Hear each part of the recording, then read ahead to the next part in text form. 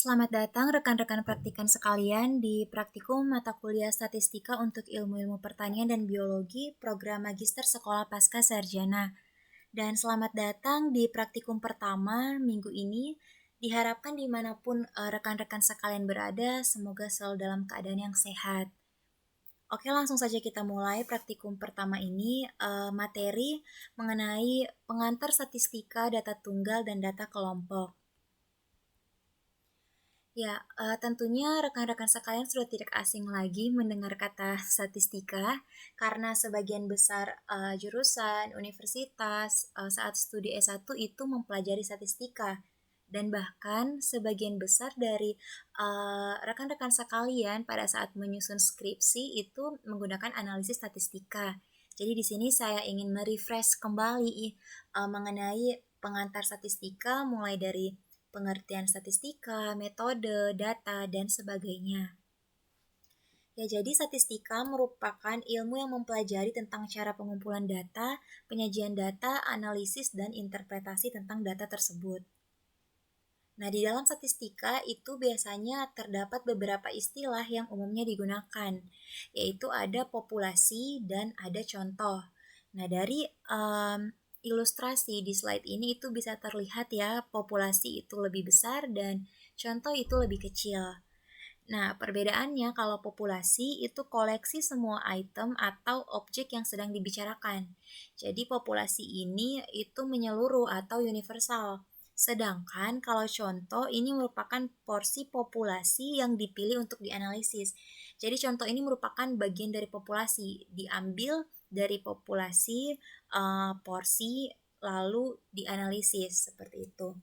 Nah, besaran yang digunakan untuk menggambarkan populasi itu disebut parameter, dan besaran yang dihitung dari data contoh itu disebut statistik. Ada juga yang disebut metode statistika. Nah, metode statistika ini merupakan prosedur yang dipakai dalam pengumpulan, penyajian, analisis, dan penafsiran data. Metode-metode statistika ini itu dikelompokkan ke dalam dua kelompok besar.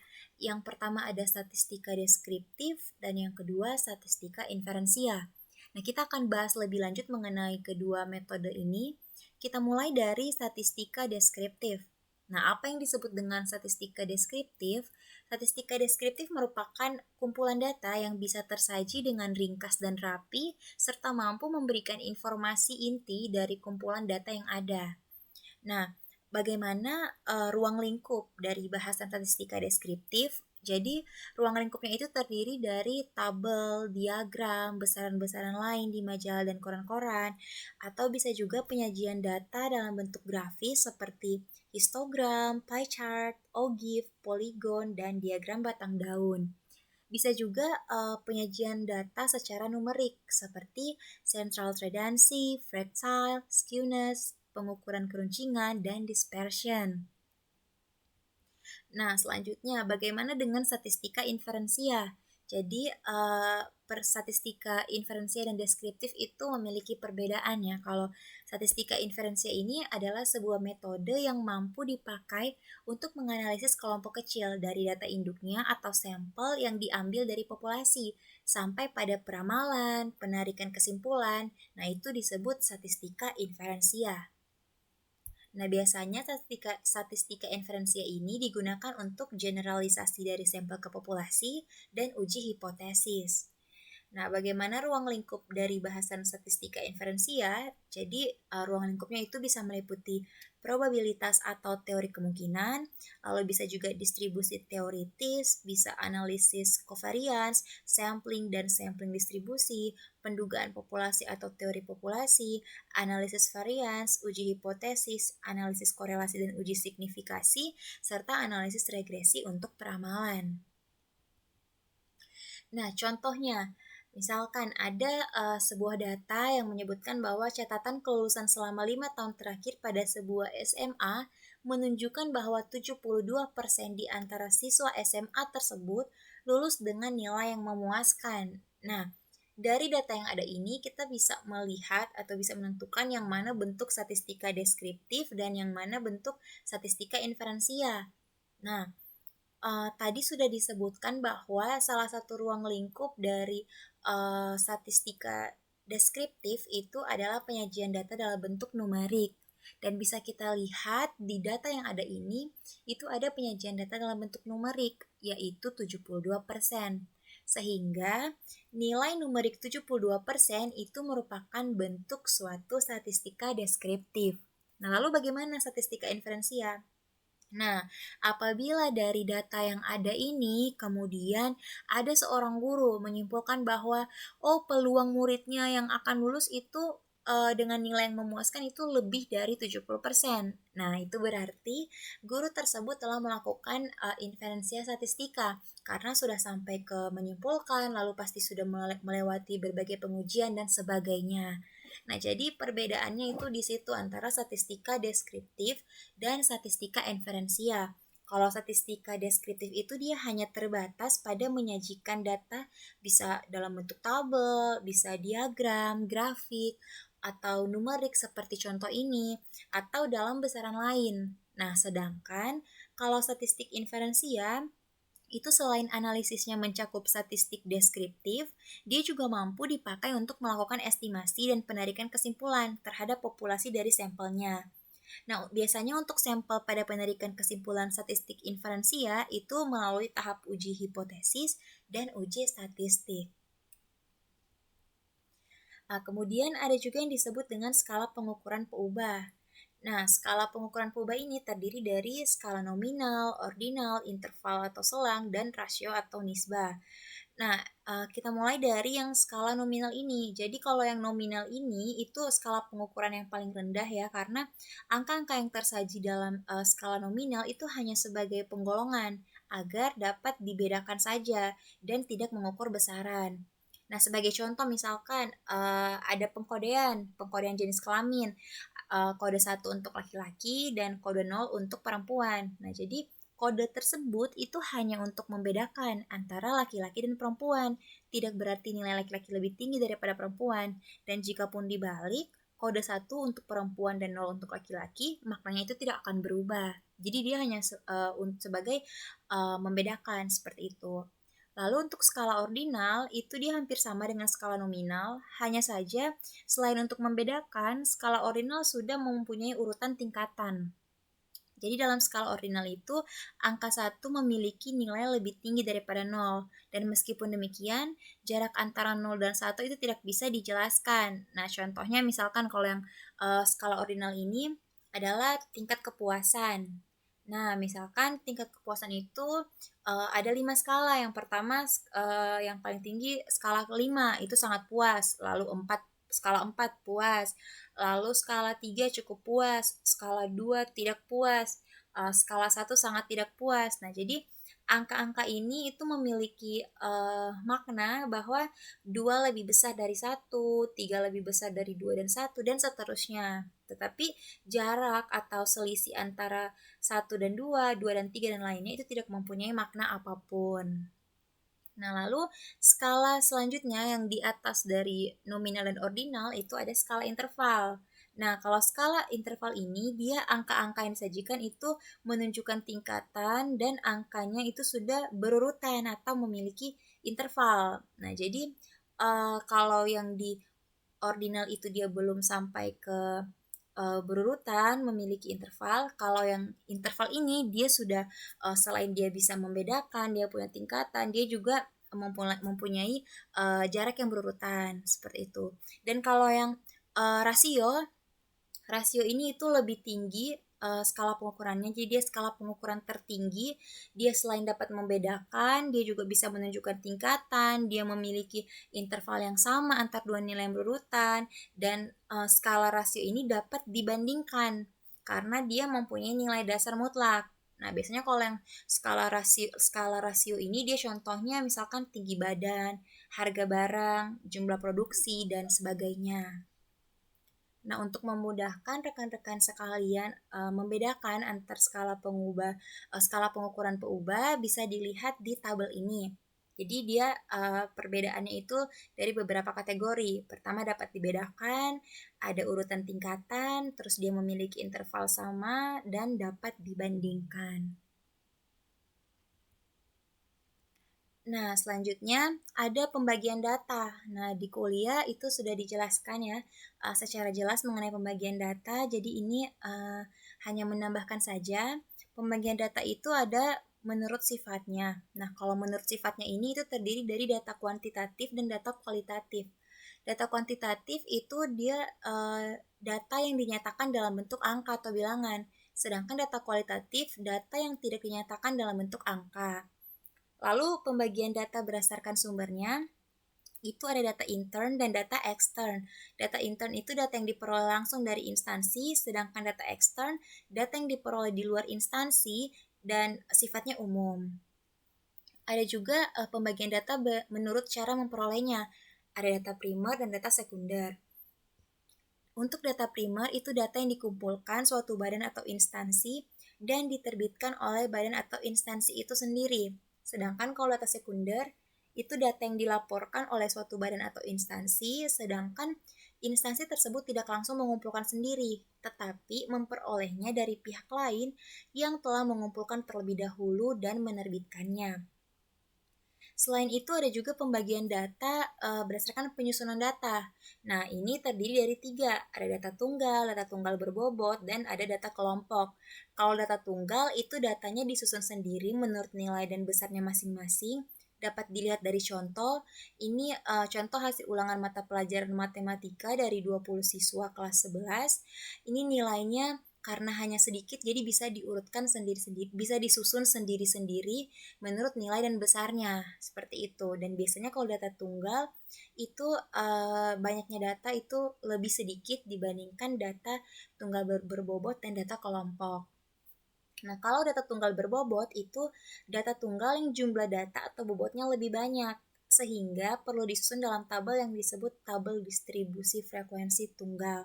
Nah, bisa dilihat di contohnya datanya seperti ini, sehingga bisa kita susun menjadi data berbobot sebagai berikut. Jadi kita bikin tabel yang isinya itu nilai, jadi kita urutkan dulu, kita susun dulu nilainya, lalu kita tentukan turusnya, frekuensinya sekian, seperti itu. Lalu data kelompok. Nah, data kelompok ini adalah data yang nilainya dikelompokkan dalam beberapa kelas, dan setiap kelas mempunyai interval nilai tertentu. Untuk contoh data kelompok nanti bisa dilihat di slide berikutnya, karena pada praktikum ini itu kita memang akan berfokus di data tunggal dan data kelompok, jadi nanti akan dijelaskan. Ya, kita masuk pertama data tunggal dan ukuran pemusatan data tunggal. Nah, ukuran pemusatan data tunggal itu terdiri dari yang pertama ada mean atau rata-rata. Jadi mean ini adalah jumlah seluruh data dibagi banyaknya data. Nah, rumusnya adalah sebagai berikut. X bar sama dengan sigma X dibagi N, di mana X bar itu mean, sigma X itu jumlah seluruh data, dan N itu banyaknya data. Nah, kita langsung masuk ke contoh biar rekan-rekan sekalian lebih paham. Contohnya ini misalkan ada nilai kuis ekologi perairan. Jadi kita disuruh cari berapa rata-ratanya. Nah, kita langsung saja masukkan di rumusnya, karena rumusnya itu membutuhkan nilai banyaknya data dan jumlah data. Jadi kita pertama adalah menjumlahkan seluruh data yang ada, dan ini diperoleh hasilnya 62. Lalu kita tentukan berapa banyaknya data, dan setelah dihitung banyaknya data adalah 8. Nah, langsung saja kita masukkan ke rumusnya. 62 dibagi 8 sama dengan 7,75. Jadi rata-rata nilai kuis ekologi perairan Ayu adalah 7,75. Kedua, contoh yang kedua, jadi misalkan diberikan tes kepada 3 kelas pascasarjana yang berjumlah seluruh mahasiswanya 100 orang. Nilai rata-rata kelas pertama itu 7, kelas kedua 8, dan kelas ketiga 7,5. Jika banyaknya mahasiswa kelas pertama 25 orang, kelas ketiga 5 orang lebih banyak dari kelas kedua, maka nilai rata-rata seluruh siswa adalah. Jadi langkah pertama yang harus kita lakukan adalah membuat pemisalan. Karena di sini ada 3 kelas, jadi kita buat 3 pemisalan.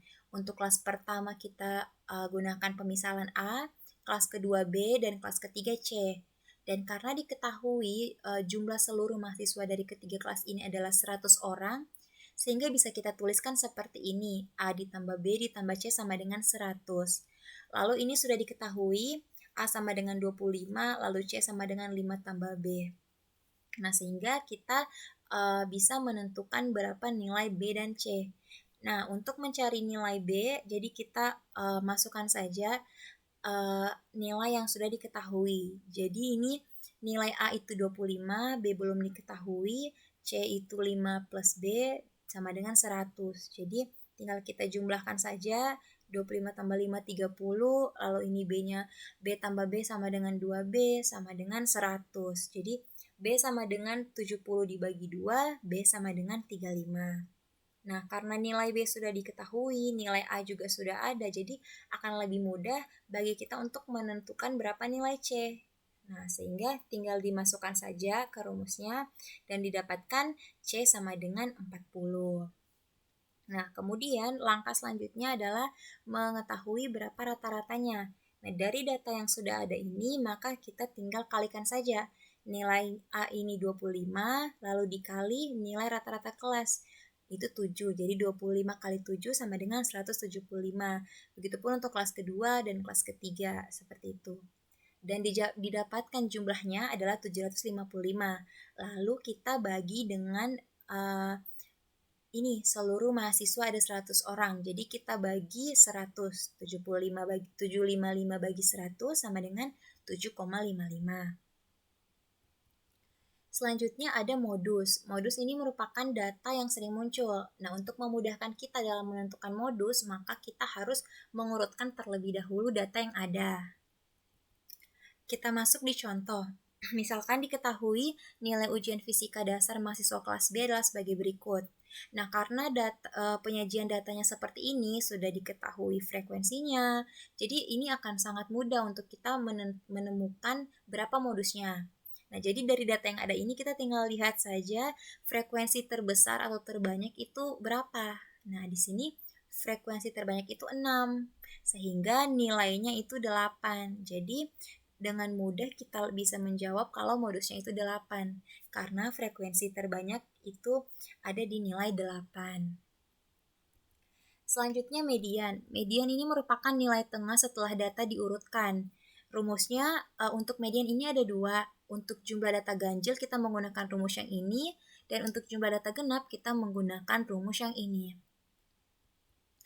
Contohnya, nilai kuis kalkulus kelas A disajikan seperti ini. Nah, langkah pertamanya adalah kita harus mengetahui dulu jumlah datanya ini berapa, apakah genap atau ganjil, sehingga kita bisa dengan mudah menentukan atau menggunakan rumus yang mana.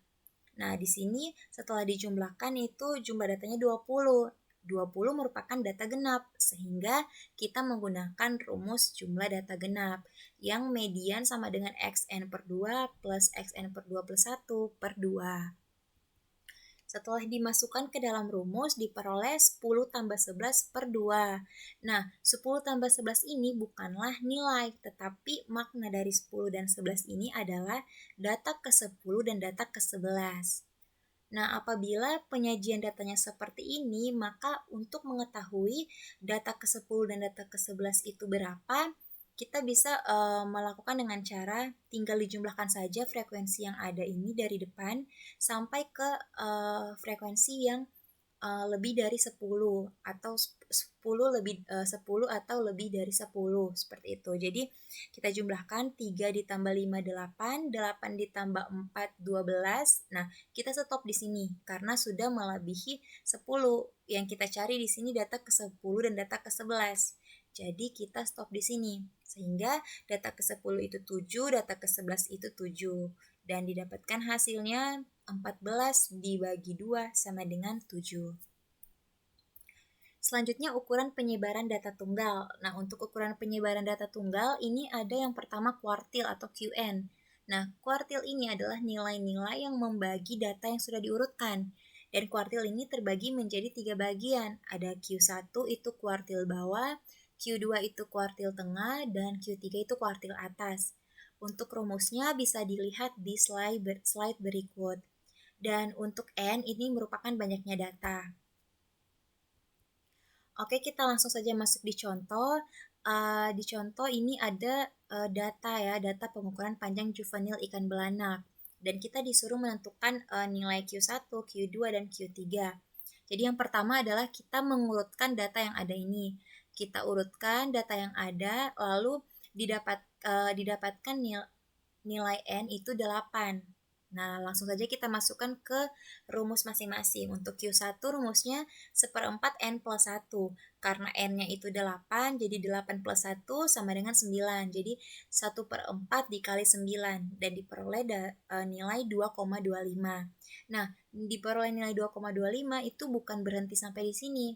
Tapi nilai 2,25 ini memiliki makna letak kuartil. Jadi karena ini datanya tidak bulat, dia 2,25 berarti ada di antara angka 2 dan 3, sehingga dapat disimpulkan bahwa letak kuartilnya itu ada di data kedua dan data ketiga. Nah, kita bisa hitung dari data yang sudah diurutkan ini, data kedua itu adalah 1, 2, dan 3 gitu. Jadi data kedua itu 3 dan data ketiga itu 4.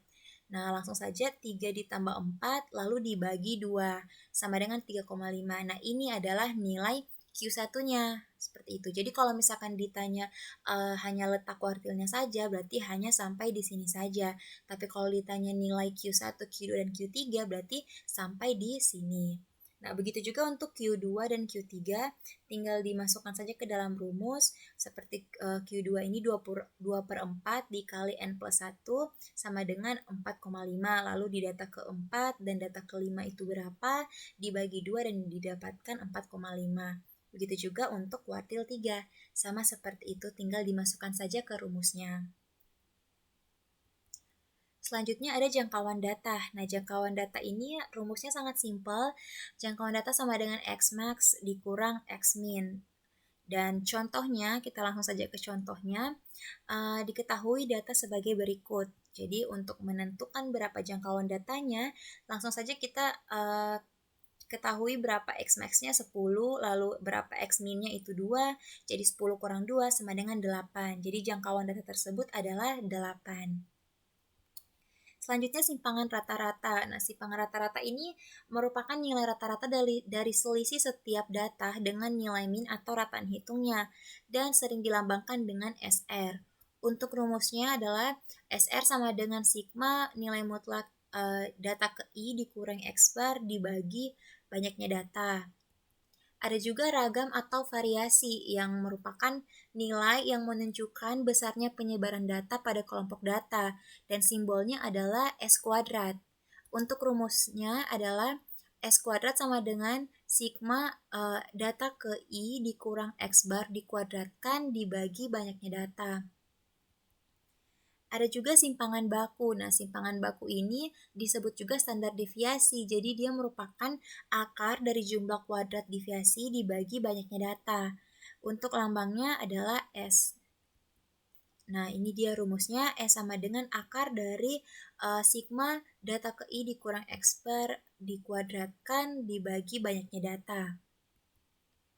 Selanjutnya kita masuk di data kelompok. Nah, apa yang dimaksud dengan data kelompok? Data kelompok ini merupakan data yang disajikan dalam bentuk kelas-kelas interval. Nah, biasanya setiap kelas itu memiliki panjang interval yang sama. Nah, di dalam data kelompok ada juga yang dikenal dengan istilah distribusi frekuensi. Distribusi frekuensi merupakan pengelompokan data ke dalam kelasnya agar memperoleh gambaran yang lebih baik tentang data. Nah, data kelompok ini umumnya dalam bentuk tabel, namun bisa juga disajikan dalam bentuk lainnya seperti diagram batang, histogram, poligon, dan OGIF, seperti itu. Nah, kemudian ada juga tabel distribusi frekuensi data kelompok atau TDFK.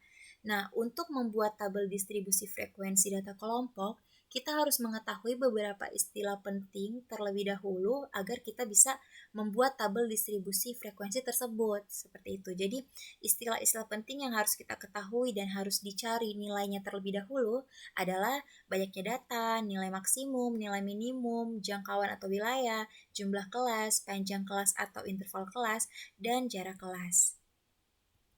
Nah, untuk tahapan dalam membuat tabel distribusi frekuensi, yang pertama adalah kita harus menentukan berapa jangkauan atau wilayah. Nah, rumusnya adalah X max dikurang X min. Selanjutnya, kita harus menentukan jumlah kelas dengan rumus 1 ditambah 3,32 dikali log N. N ini adalah banyaknya data. Nah, lalu setelah kita sudah mengetahui berapa nilai wilayah, berapa nilai jumlah kelas, maka selanjutnya kita tinggal bagi saja untuk mendapatkan nilai lebar kelas. Jadi lebar kelas ini adalah wilayah dibagi jumlah kelas. Nah, selanjutnya adalah kita menentukan jarak kelas atau CP. Nah, rumus jarak kelas adalah lebar kelas ditambah NST atau nilai satuan terkecil.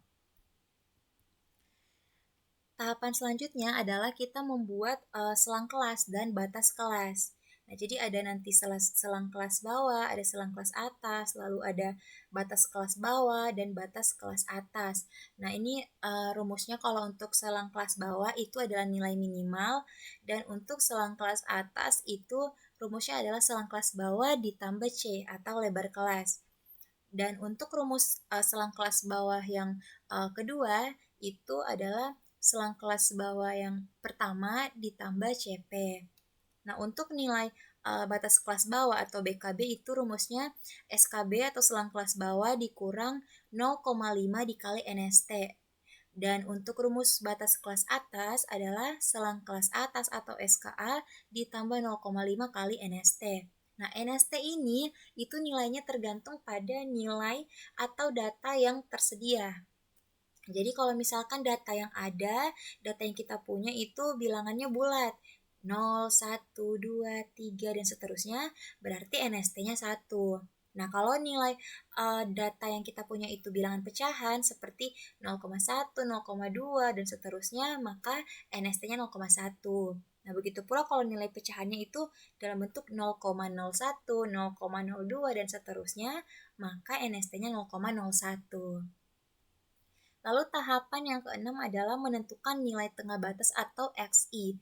Nah, rumusnya itu bisa menggunakan selang kelas atas ditambah selang kelas bawah dibagi 2, atau bisa juga batas kelas atas ditambah batas kelas bawah dibagi 2. Nah, ini langsung saja ke contohnya biar lebih paham. Nah, ini ada diketahui sebaran jumlah mahasiswa pascasarjana tiap program studi di IPB yang disajikan pada tabel berikut. Dan kita disuruh menentukan nilai-nilai ini. Nah, jadi yang pertama kita harus mengetahui berapa N-nya, min-nya, max-nya, NST-nya berapa. Nah, setelah kita sudah mengetahui berapa nilainya, nanti akan memudahkan kita untuk mendapatkan nilai-nilai berikutnya. Nah, maka tahapan selanjutnya adalah kita pertama menentukan nilai W. Rumusnya max dikurang min. Tadi sudah diketahui bahwa nilai maxnya itu 30, minnya itu 10. Jadi 30 dikurang 10 sama dengan 20. Lalu selanjutnya nilai K. Nah, rumusnya 1 ditambah 3,32 dikali log N. Nah, log N itu adalah N atau banyaknya data itu adalah 30. Jadi langsung kita masukkan saja log 30 itu sama dengan 5,9. Nah, untuk K ini harus dibulatkan ke atas. Kenapa dibulatkan ke atas? Agar bisa memuat seluruh data. Jadi agar tidak ada data yang tidak termuat, maka cara mengantisipasinya adalah dengan cara dibulatkan ke atas. Nah, sedangkan kalau untuk C, itu dibulatkannya ke bawah. Jadi kalau C dibulatkan ke bawah, K itu dibulatkan ke atas. Nah, jangan sampai tertukar ya rekan-rekan sekalian. Lalu untuk mengetahui nilai CP itu rumusnya adalah C ditambah NST. Jadi C-nya itu 3, sudah didapatkan nilainya 3 dan NST-nya itu 1 karena data yang ada itu dalam bentuk bilangan bulat. Nah, data kita ini dalam bentuk bilangan bulat sehingga NST-nya itu 1 seperti itu. Jadi 3 ditambah 1 sama dengan 4. Nah, kita sudah mendapatkan nilai-nilai ini sehingga kita bisa melanjutkan untuk membuat tabel distribusi frekuensi. Nah, jadi tabel distribusi frekuensi nanti bentuknya akan seperti ini. Kita harus mengisi nilai-nilai di dalamnya. Dan dengan cara yang pertama, SKB itu selang kelas bawah. Nah, tadi dikatakan bahwa selang kelas bawah itu rumusnya yang pertama untuk selang kelas bawah pertama itu nilai minimum. Nah, nilai minimum tadi 10. Jadi, langsung saja kita tulis SKB itu 10 untuk SKB 1. Nah, lalu untuk selang kelas atas 1, rumusnya adalah SKB 1 ditambah C. C ini adalah 3. Jadi, langsung saja 10 ditambah 3 sama dengan 13. Nah, begitu pula untuk SKB yang kedua dan SKA yang kedua. Kalau SKB yang kedua, langsung saja. Berarti tinggal ditambahkan SKB 1 ditambah CP. CP itu 4. Jadi 10 ditambah 4 sama dengan 14. Seperti itu. Lalu kalau untuk SKA 2, SKB 2, SKB 2 ini lalu ditambah C. C-nya 3. Jadi 14 tambah 3 sama dengan 17. Dan seterusnya seperti itu. Lalu ini SK ini adalah selang kelas. Jadi kita langsung saja tuliskan 10 sampai 13, 14 sampai 17 dan seterusnya. Nah, untuk BKB ini rumusnya adalah SKB 1 dikurang 0,5 kali NST. Jadi karena ini BKB 1, maka SKB 1 dikurang 0,5 kali NST. Nah, didapatkan hasilnya 9,5. Lalu kalau untuk BKA, kalau tadi BKB itu dikurang, BKA itu ditambah. Jadi, SKA 1 ditambah 0,5 dikali NST sama dengan 13,5. Nah, kemudian ini juga untuk batas kelas sama saja dengan selang kelas. Kita tinggal menuliskan saja 9,5 sampai 13,5. Nah, untuk BKB 2 dan BKA 2 itu sama saja. Kalau BKB 2 kita tinggal mengurangkan SKB 2. SKB 2 ini dikurang 0,5 kali NST. Hasilnya 13,5. Lalu untuk BKA yang kedua kita tinggal jumlahkan SKA kedua ditambah 0,5 kali NST sama dengan 17,5 dan seterusnya seperti itu. Nah, selanjutnya kita ingin mengetahui nilai XI. Nah, rumus untuk menentukan nilai XI adalah SKA 1 ditambah SKB 1 per 2. Ini untuk X1 ya. Jadi untuk X1 adalah SKA ditambah SKB dibagi 2. Jadi nilainya adalah 11,5. Nah, begitu pula dengan X2. Untuk menentukan nilai X2 ini, tinggal dijumlahkan saja SKA ditambah SKB lalu dibagi 2. Begitupun untuk seterusnya. Nah, lalu kita ingin mengetahui berapa nilai FI atau frekuensi. Nah, untuk nilai frekuensi ini, kita harus menghitung secara manual jumlahnya berapa dengan mengikuti selang kelas masing-masing. Nah, misalkan untuk selang kelas ini, jadi dia selang kelasnya 10 sampai 13. Jadi, dari data yang ada, ini kita cari berapa saja banyaknya data yang masuk di selang kelas 10 sampai 13. Jadi kita harus hitung satu-satu. Seperti itu rekan-rekan sekalian. Dan cukup sekian untuk materi praktikum pertama ini. Terima kasih atas perhatiannya. Saya tutup. Terima kasih.